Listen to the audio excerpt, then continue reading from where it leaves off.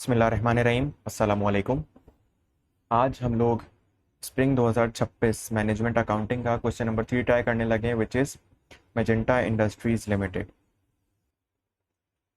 ये सवाल हमारे पास टारगेट प्रॉफिट और डिसीजन मेकिंग का एक अच्छा कॉम्बिनेशन है।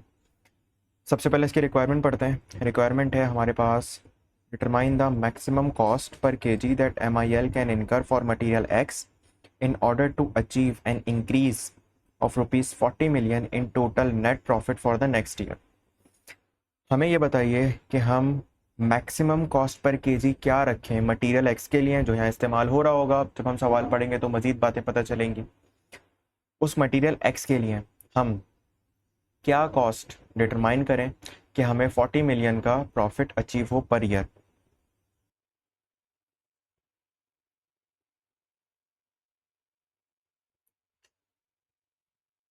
तो ये चीज़ डिटरमाइन करने के लिए हमें सबसे पहले डिटरमाइन करना पड़ेगा कि हम करंटली कितना प्रॉफिट देख रहे हैं। वो हमें सवाल में गिवन है गालिबन, कंट्रीब्यूशन मार्जिन। फिर उसके बाद हम ये देखेंगे कि सी को जो कोई नई प्रोडक्ट इंट्रोड्यूस करनी है या कोई नया मटेरियल आ रहा है, जो भी सिनेरियो है, उसकी वजह से हमें क्या सेल्स हो रही है, क्या कॉस्ट आ रही है। ये बातें हमें मज़ीद सवाल पढ़ने के बाद पता चलेंगी। Magenta Industries Limited manufactures 2 products A and B। Management is currently considering the introduction of a new product C in the next year. The following information has been extracted from MIL's budget for the next year related to product A and B। Sir, हम लोग already 2 products बना रहे हैं, A और B, और अभी हम लोग कंसीडर कर रहे हैं कि हम लोग एक नई प्रोडक्ट इंट्रोड्यूस करें विच इज़ C। उस C से पर्टेन करती हुई हमें कुछ इन्फॉर्मेशन दी जाएगी। पहले हमें प्रोडक्ट A और B से रिलेटेड कुछ इन्फॉर्मेशन गिवन है। प्रोडक्ट ए की सेल्स गिवन है, हमें टोटल वेरिएबल कॉस्ट गिवन है, सेम फॉर बी, और फिर टोटल गिवन है, और फिर इन दोनों का कंट्रीब्यूशन मार्जिन मुझे प्रोवाइड किया हुआ है। The following information is available in respect to the above budgeted figure. Labour is paid at a normal wage rate of 200 per hour representing 10% of total variable cost. हम labour को 200 रुपये per hour के हिसाब से पे करते हैं normal rate के ऊपर, और हमारे पास जो लेबर की कॉस्ट है उसका कहना है कि वो 10% ऑफ वेरिएबल कॉस्ट है। तो मतलब अगर ए के पर्सपेक्टिव से मैं पूछूं आपसे, तो 400 मिलियन की टोटल वेरिएबल कॉस्ट आ रही है, इसका 10% हमारे पास लेबर कॉस्ट है। सिमिलरली बी में हमारे पास 480 मिलियन की वेरिएबल कॉस्ट आ रही है, इसका 10% हमारे पास इसकी लेबर कॉस्ट है, और ये हम 200 रुपये के हिसाब से पे करते हैं। तो इतने सारे नंबर्स होने की वजह से मैं आवर्स भी फाइंड आउट कर सकता हूँ। Variable overheads are rupees 600 per labor hour applied to all hours worked। Variable overheads की कॉस्ट हमारे पास 600 रुपये पर लेबर आवर है, और जितने भी घंटे लेबर काम करती है उसके साथ साथ हम वेरिएबल ओवरहेड्स भी इनकर कर रहे होते हैं। The following estimates relate specifically to product C. कुछ एस्टिमेट्स दिए हैं नीचे, वो सिर्फ स्पेसिफिकली किससे रिलेट करते हैं, सी से रिलेटेड। Sales of product C are estimated कितनी, 2 मिलियन केजी। हमारे एस्टीमेट के हिसाब से प्रोडक्ट सी की सेल होगी तकरीबन 2 मिलियन की, at a selling price of rupees 190 per kg. Introduction of product C will reduce the sales of product A by 5% and product B by 10%। Sir, product C की estimated cell हमारे पास 2 million KG है, और इसकी selling price हमारे पास 190 per KG है। तो हम product सी 190 rupees के हिसाब से बेचते हैं। लेकिन मज़े की बात यह कि सी के आने की वजह से होगा ये कि प्रोडक्ट ए की सेल्स 5% से गिर जाएगी, और प्रोडक्ट बी की भी सेल 10% से गिर जाएगी। तो अल्टीमेटली इन दोनों की जो सेल्स में रिडक्शन आ रही है, तो वेरिएबल कॉस्ट में भी कुछ रिडक्शन आएगी। तो मैं ये कह सकता हूँ कि मेरे पास नेट कॉन्ट्रीब्यूशन मार्जिन रिड्यूस हो रहा होगा 5% से और 10% से। किसकी वजह से, सी की वजह से। अब ज़रा सोचिएगा कि एक तरफ उसने मुझे रिक्वायरमेंट में कहा था कि आपने 40 मिलियन का प्रॉफिट अर्न करना है, ऐसी प्राइस डिटरमाइन करना, और अब वो मुझे कह रहा है कि ये जो आपके पास ऑलरेडी सेल हो रही है ये भी कम हो जाएगी। तो मतलब मुझे वो 40 मिलियन तो रिकवर करने ही पड़ेंगे सी से, बल्कि ये जो लॉस हो रहा है कंट्रीब्यूशन का ये भी मैं रिकवर कर रहा हूँ। Each kg of product C requires 1 kg of material X and is subject to a normal process of 3% of input.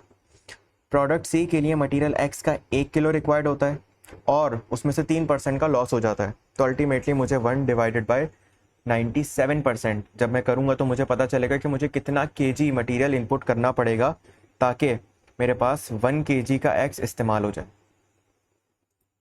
Conversion of material X into product C would require 0.05 labour hours per kg of product C. Sir हमारे पास material x को जब हम product सी में convert करते हैं तो उसके लिए लेबर आवर्स लगते हैं कितने, 0.05 labour hours per kg of product C, मतलब जितने केजीज लगेंगे हर केजी के हिसाब से 0.05 labour hours. MIL is normal labour capacity कितनी है उसकी, 4,40,000 hours. Any hours work in excess of this capacity are paid at a 50% premium. Sir हमारे पास ओवर टाइम का रेट है 50% का। Labor hours saved from reduced production of products A and B may be utilized for product C at a normal wage rate। ये जो product C के आने की वजह से इनकी सेल्स में कमी आ रही है, इनकी सेल्स में जो कमी आ रही है, जो लेबर आवर्स बच रहे हैं उसको मैं इस्तेमाल कर सकता हूँ प्रोडक्ट सी के लिए।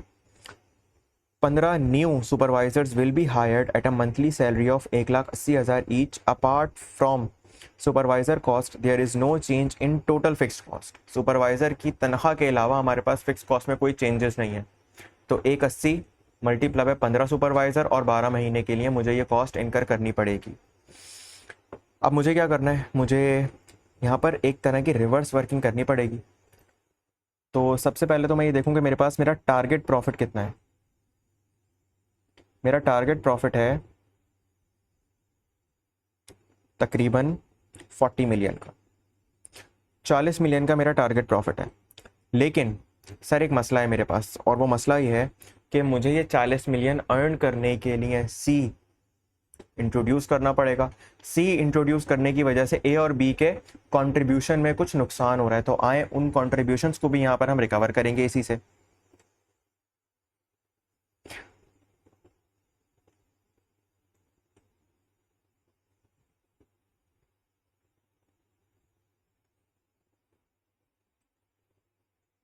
कंट्रीब्यूशन मार्जिन में जो रिडक्शन हो रहा है किसकी वजह से, सी की वजह से ए के अंदर। तो अब कितना रिडक्शन आ रहा है, 5% से। तो मेरा कंट्रीब्यूशन है 100 का, 100 मल्टीप्लाई बाय 5%, यानी 5 मिलियन मुझे और रिकवर करने पड़ेंगे। फिर इसके अलावा सेम यही चीज़ मुझे बी के लिए भी करनी पड़ेगी, और बी की मेरे पास कंट्रीब्यूशन है तकरीबन 200 मिलियन। तो मुझे 200 मिलियन का, और इसमें मुझे नुकसान हो रहा है 10% का, तो मुझे 20 मिलियन यहाँ पे रिकवर करने पड़ेंगे। फिर इसके अलावा सी को इंट्रोड्यूस करने की वजह से मेरे पास फिक्स कॉस्ट भी बढ़ जाएगी। अब जाहिर है कि मुझे 40 मिलियन का मज़ीद प्रॉफिट अर्न करना है। जब मुझे 40 मिलियन का मज़ीद प्रॉफिट अर्न करना है तो ये अर्न करने के लिए मुझे करंट सिचुएशन को भी तो रिकवर करना पड़ेगा। मतलब सी के आने की वजह से जो जो कॉस्ट बढ़ रही है, जो जो सेल गिर रही है, 40 मिलियन तो रखना ही रखना है, प्लस साथ में वो कॉस्ट भी रिकॉर्ड करनी पड़ेगी, उसको भी अर्न करना पड़ेगा। जो सेल्स में नुकसान हो रहा है वो भी रिकवर करना पड़ेगा। तो मैं इनको भी कंसीडर कर रहा हूँ यहाँ पर। फिर मेरे पास मुझे पता चला कि 15 सुपरवाइजर्स की मेरे पास मंथली सैलरी भी अर्न करनी पड़ेगी।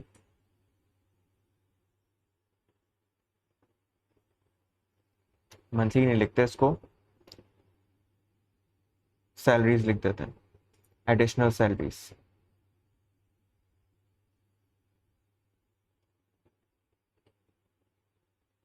सर एडिशनल सैलरीज मेरे पास कितनी है, 1,80,000 मल्टीप्लाई बाय 15 मल्टीप्लाई बाय 12। जब मैं इनको मिलियन में कन्वर्ट करूंगा तो 32.4 मिलियन के करीब मेरे पास आंसर बन रहा होगा। सर इसके अलावा मेरे पास कोई इंक्रीज नहीं आ रहा कॉस्ट में, ना सेल्स में कोई डिक्रीज आ रहा है, बस यही मुझे सी की वजह से नुकसान भरना पड़ रहा है। तो आइए देखते हैं कितना बन रहा है।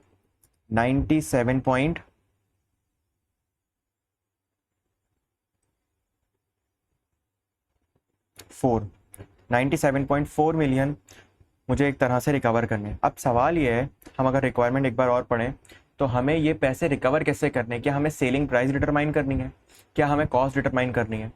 Determine the maximum cost per KG that MIL can incur for material x.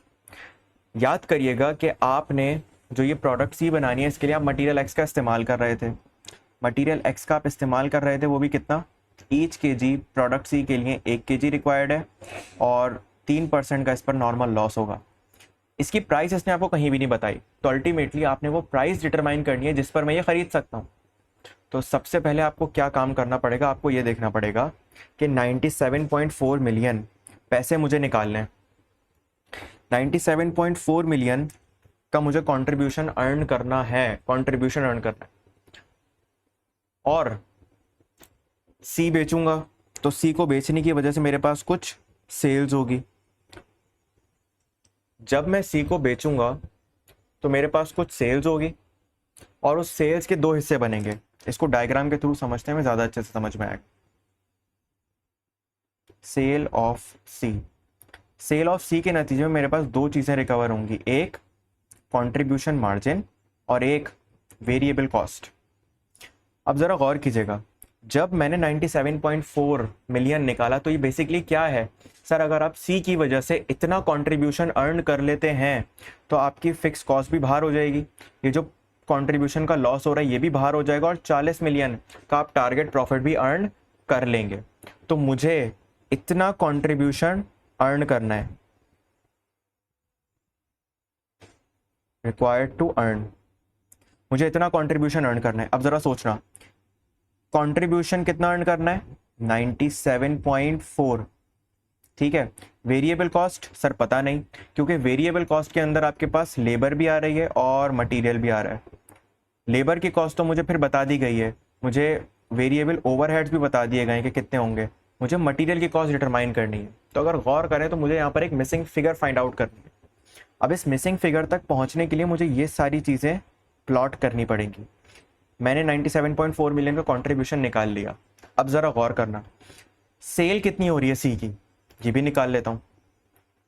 Sir सी की सेल हो रही है मेरे पास, इसने मुझे बताया था, याद 190 रुपये कहीं लिखे थे, ये रहे 190 रुपये पर केजी आप बेचेंगे, कितने केजी, 2 मिलियन केजीज। तो ठीक है, मेरे पास जो सेल्स आ रही है वो आ रही है 2 मिलियन मल्टीप्लाई बाय 190, तो ये बनता है तकरीबन 380 मिलियन। 380 मिलियन की मेरे पास सेल हो रही है। अब ज़रा गौर करना, 97.4 मिलियन का कंट्रीब्यूशन मुझे चाहिए, कितने में से सर, 380 में से 380 million sale of C, 2 million multiply by 190, 380 million का की सेल होनी चाहिए, होगी वो तो मुझे पता है। उसमें से 97.4 मिलियन का तो कंट्रीब्यूशन निकल जाएगा। तो मेरे पास अगर देखा जाए, मैंने ये दो चीज़ें काट दी, अब मेरे पास वेरिएबल कॉस्ट के लिए कितना मार्जिन बचा है, मतलब मेरी मैक्सिमम वेरिएबल कॉस्ट कितनी हो सकती है अगर मुझे 40 मिलियन का टारगेट प्रॉफिट भी अर्न करना है, ये जो रिडक्शन आ रही है कंट्रीब्यूशन में ये सब भी रिकवर कर लूँ, फिक्स कॉस्ट का इंक्रीज भी एडजस्ट कर लूँ, मैं ये सारे काम कर लूँ। तो इसको सॉल्व करेंगे तो मुझे आंसर पता चल रहा है 282.6 मिलियन। सर मुझे इतनी, मैं कह लूँ इसको target variable cost, target variable cost. अब टारगेट वेरिएबल कॉस्ट के अंदर सिर्फ मटेरियल नहीं है, इसमें लेबर भी है, इसमें ओवरहेड्स भी है। तो हम एक काम करते हैं, इसमें से लेबर और ओवरहेड्स अलग कर देते हैं, तो जो बचेगा वो मटेरियल के लिए बचा हुआ होगा मेरे पास। आइए, मेरे पास लेबर के लिए कितना पैसा अवेलेबल है, सी के लिए लेबर कॉस्ट कितनी आ रही है। अब सी के लिए मुझे लेबर कॉस्ट का रेट तो प्रोवाइडेड है, 200 रुपये का नॉर्मल रेट है और 50% प्रीमियम पर मैं एडिशनल ओवर टाइम दे रहा होता हूँ। लेकिन मुझे ये नहीं पता कि सी के लिए आर्ट्स कितने रिक्वायर्ड होंगे, तो इसके लिए एक हमें वर्किंग करनी पड़ेगी। आइए एक वर्किंग करते हैं ये देखने के लिए कि हमारे पास सी के लिए आर्ट्स कितने रिक्वायर्ड होंगे। सी के आर्ट्स तो वैसे मुझे डायरेक्ट भी पता चल जाएंगे। अगर मैं 2 मिलियन केजीज मुझे चाहिए, 2 मिलियन केजीज मुझे चाहिए, तो मैं ये देख लूँ कि मुझे मटेरियल कितना रिक्वायर्ड होगा, और हर मटेरियल के साथ, हर मटेरियल के केजी के साथ मुझे 0.05 आवर्स की ज़रूरत पड़ेगी। लेकिन यहाँ पर एक मसला है, और वो मसला ये है कि कुछ घंटे मैं पे करूँगा नॉर्मल के हिसाब से और कुछ घंटे पे करूँगा मैं ओवर टाइम के हिसाब से। तो मुझे ये डिटरमाइन करने के लिए एक वर्किंग करनी पड़ेगी।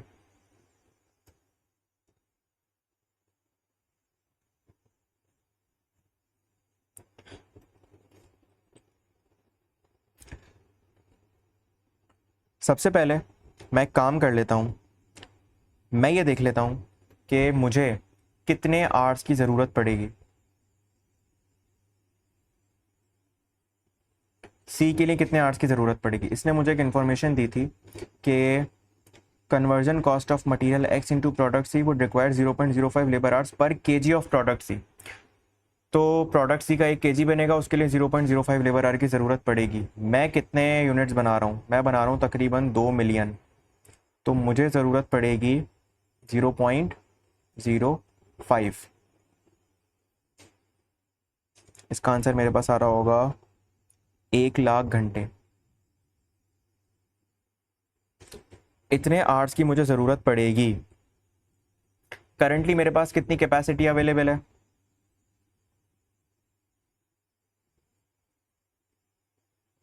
सर मेरे पास है 4,40,000 की कैपेसिटी।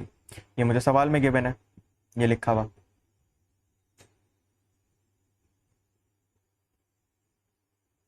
$4,40,000 की मेरे पास कैपेसिटी अवेलेबल है। अब मुझे इसमें से ये देखना है कि मैं 1 लाख घंटे जो मुझे चाहिए उसमें से नॉर्मल पर कितने जा रहे होंगे और ओवर टाइम पर कितने जा रहे होंगे। अब नॉर्मल के घंटे निकाल लूँ तो जो बचेंगे वो ओवर टाइम होगा। नॉर्मल आवर्स निकालने के लिए मुझे क्या करना पड़ेगा, मुझे ये देखना पड़ेगा कि इन 440 घंटे में से बच कितने रहे घंटे ए को बनने के बाद और बी को बनने के बाद। तो अल्टीमेटली मुझे पहले क्या निकालने पड़ेगा, मुझे ए के लेबर आवर्स निकालने पड़ेंगे। ए के लेबर आवर्स, अब ए के लेबर आवर्स कैसे पता चलेंगे? मैंने आप लोगों को उस वक्त भी बताया था जब मैं सवाल रीड कर रहा था, 200 रुपये पर आवर के हिसाब से मैं पे कर रहा हूँ और 10% टोटल वेरिएबल कॉस्ट का आवर्स को रिप्रेजेंट कर रहा होता है, खर्चों को रिप्रेजेंट कर रहा होता है। तो 400 का 10% इज माई लेबर कॉस्ट। 400 का 10% इज माई लेबर कॉस्ट, और ये मैं पे कर रहा होता हूँ किस हिसाब से, 200 के हिसाब से। मिलियंस में आएंगी फिगर, तो हम ज़रा इसको कैलकुलेट करते हैं। तो मेरे पास आंसर आ रहा होगा 2 लाख घंटे। 2 लाख घंटे में पे कर देता हूँ इनके लिए। फिर इसके अलावा बी के लिए देख लो कितने घंटों की ज़रूरत है। सर जब मैं बी के लिए घंटे कैलकुलेट करता हूँ तो मेरे पास 480 की वेरिएबल कॉस्ट है और 10% मेरे पास लेबर को रिप्रेजेंट कर रहा है। तो सेम 480 का 10% लूँगा और फिर इसको डिवाइड कर दूंगा 200 से। तो इसका आंसर मेरे पास आ रहा होगा 240।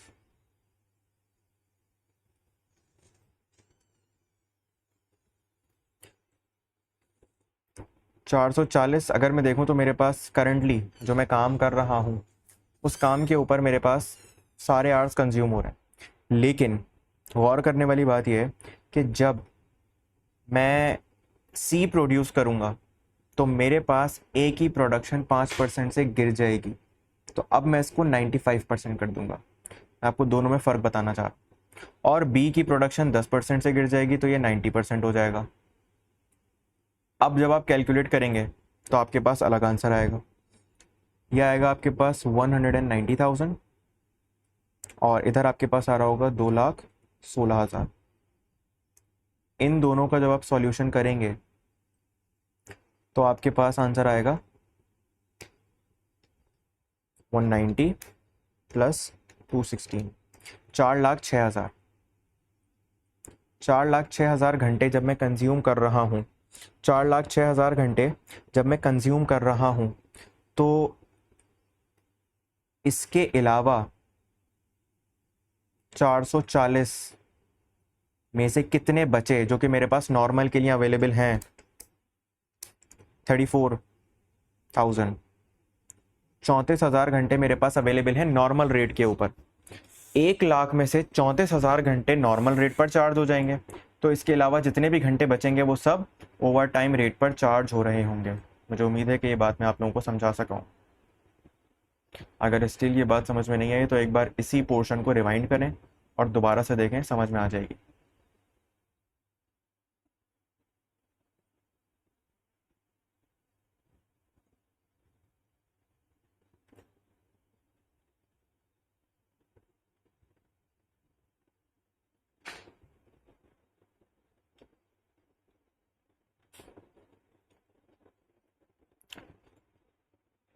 34,000 घंटे मेरे पास किस रेट पर पे हो रहे होंगे?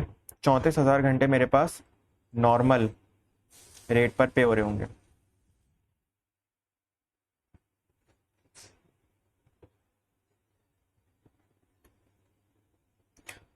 एक लाख में से 34,000 घंटे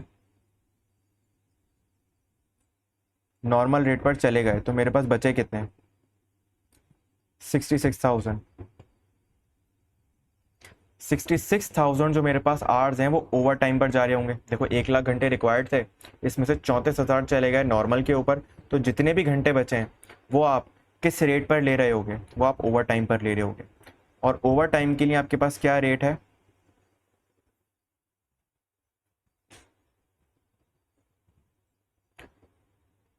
200 का 1.5। तो मुझे इस तरीके से लेबर कॉस्ट पता चल जाएगी, और वो कितनी आ रही है मेरे पास? लेबर कॉस्ट फॉर सी अगर मैं डिटरमाइन करूं तो मेरे पास नॉर्मल पे आ रही है 34,000 घंटे 200 के हिसाब से, और ओवर टाइम पर मेरे पास आ रहे हैं 66,000 घंटे 200 मल्टीप्लाई बाय 1.5 के हिसाब से। दोनों के आंसर निकाल लें तो आपके पास आ रहा होगा, एक का 6.8 मिलियन और दूसरे का आ रहा होगा 19.8 मिलियन। इन दोनों का जब मैं सम करता हूं तो मेरे पास वैल्यू बनेगी 26.6 मिलियन। ये है मेरे पास सी की लेबर कॉस्ट, 26.6 मिलियन मेरे पास सी के लिए लेबर कॉस्ट बन जाएगी। फिर इसके अलावा मुझे ये देखना है, लेबर कॉस्ट के अलावा मेरे पास एक दूसरा पोर्शन था, क्रॉस लगा देते हैं इस पर। लेबर कॉस्ट हो गई मेरे पास, ओवरहेड्स निकाल दूंगा तो जो बचेगा वो मेरे पास मटेरियल होगा। फिक्स्ड ओवरहेड्स में पे कर रहा होता हूँ 600 रुपये पर आर के हिसाब से। आर्स कितने थे सी के? 1 lakh. Variable overheads 600 multiply by 1 lakh घंटे। मैं कंफर्म कर लूँ, 1 लाख ही थे नीचे, बिल्कुल सर 1 लाख घंटे रिक्वायर्ड थे, तो 600 मल्टीप्लाई बाय 1 लाख घंटे, इसका आंसर मेरे पास आ रहा होगा तकरीबन 60 मिलियन।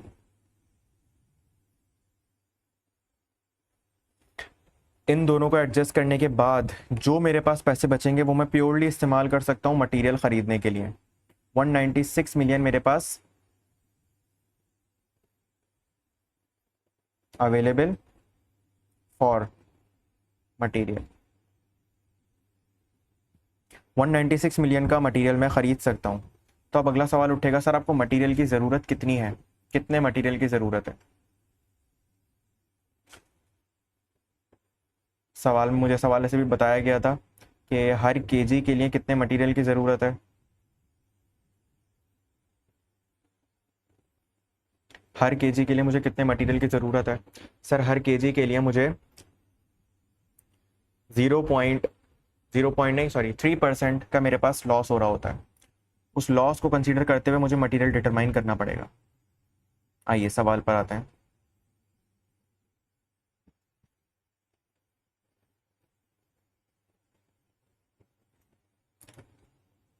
मेरे पास 1 केजी रिक्वायर्ड है।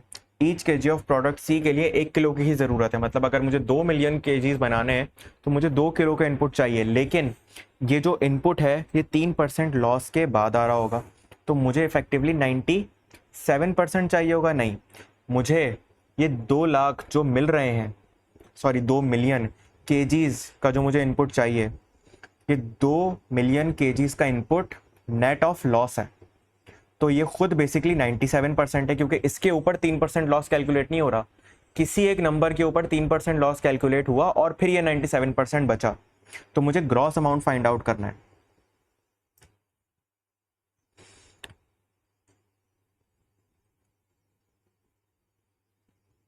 क्वांटिटी ऑफ प्रोडक्ट एक्स कितनी रिक्वायर्ड है? सर हर 1 किलो के लिए 1 केजी की ज़रूरत है, तो मुझे 2 मिलियन केजीज बनाने हैं। तो 2 मिलियन केजीज के लिए मुझे 2 मिलियन केजीज़ की ज़रूरत है लेकिन नेट ऑफ लॉस, तो अगर मैं इसको ग्रॉस करना चाहूँ तो 97% से डिवाइड कर दें, फिर मेरे पास आंसर आएगा तकरीबन 2,061,856 केजी। इतने मिलियन की कॉस्ट अवेलेबल है इतने केजीज़ के लिए। तो अगर मैं आपसे पूछूं कि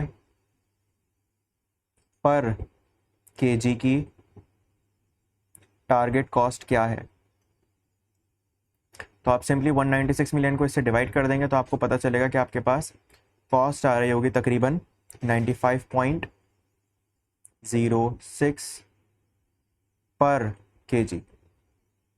मतलब अगर मुझे मटेरियल एक्स 95.06 पर केजी के हिसाब से मिलता है तो ये मेरे लिए सही है, लेकिन अगर मुझे इससे महंगा मिलता है तो फिर मैं 40 मिलियन का टारगेट प्रॉफिट अचीव नहीं कर पाऊंगा। बात समझ में आई? तो हमेशा जब भी सवाल सॉल्व करें कॉन्सेप्ट के साथ कीजिएगा।